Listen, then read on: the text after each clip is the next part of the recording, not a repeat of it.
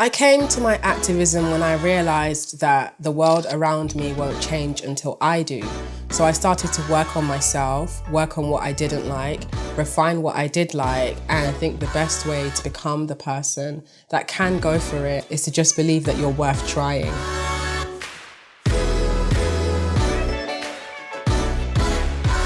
I am Chidera. I'm popularly known online as the Slumflower.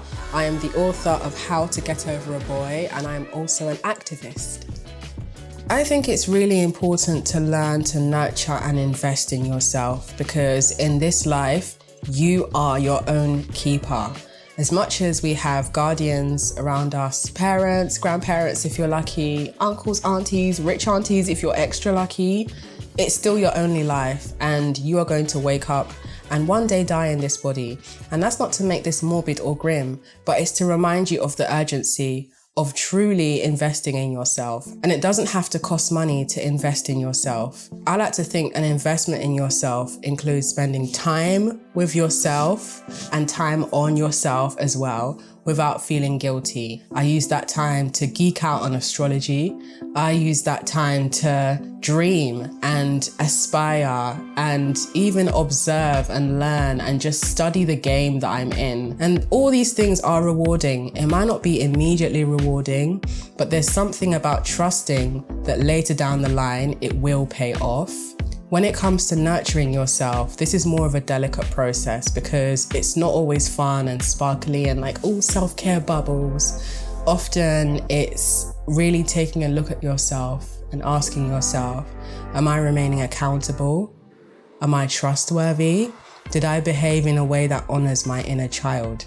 And if these answers aren't a yes, then it's time to dive deeper and ask yourself, where is the fear coming from in advocating for myself? And what can I do to tackle that fear?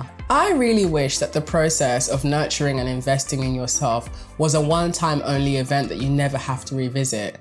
But, you know, spoiler alert, it doesn't end. It's a continuous process, and it's not any easier anytime you have to do it again. In fact, I strongly believe that as we all get older and as we move through different channels of life, there are just going to be new experiences that we have to learn from. But what's exciting about this is that if you take on the perspective of being a student, then it kind of means that anything that happens to you, whether the outcome is what you wanted, or whether it's something that pushes you into a direction that involves you having to learn a lot, it's still valuable because that information, you can see it as data that you're collecting, and that data is useful when it comes to understanding other people.